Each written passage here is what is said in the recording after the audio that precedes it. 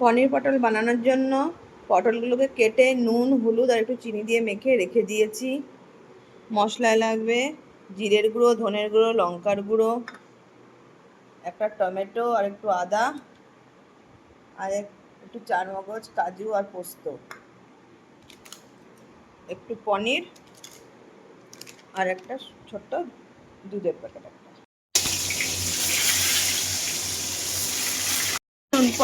পটলগুলো ভাজতে ভাজতে মশলাটা করে আসি। টমেটো দেবো, আদা, গুঁড়ো মশলা, জিরে ধনে লঙ্কার গুঁড়ো দিয়ে দিলাম, কাজু চারমগজ আর পোস্ত দিয়ে সব একসাথে এবার বেটে ফেলবো।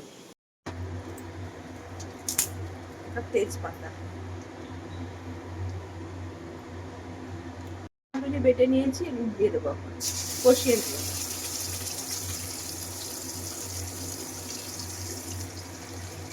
দিয়ে ভালো করে নাড়িয়ে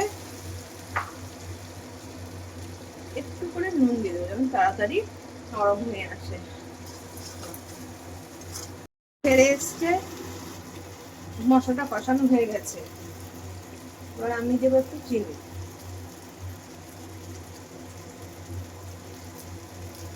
আর একটু স্বাদ অনুযায়ী নুন।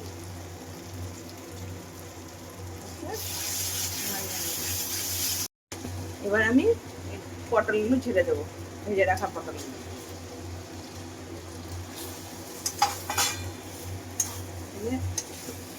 ভালো করে পটলটা গায়ে মশলাটা মাখিয়ে নিচ্ছি। একটু গরম জল দিয়ে দেবো, বেশি জল দেবো না। এটা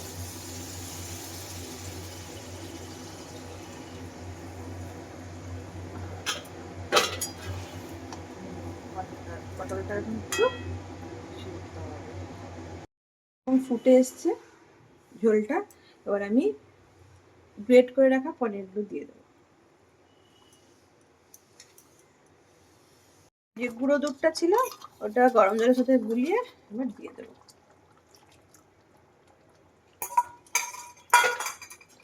দিয়ে নাড়িয়ে একটু নাড়িয়ে দিলাম। ঝোলটা হয়ে গেছে, এবার একটু গরম মশলা দিলাম আর একটু ঘি দেব।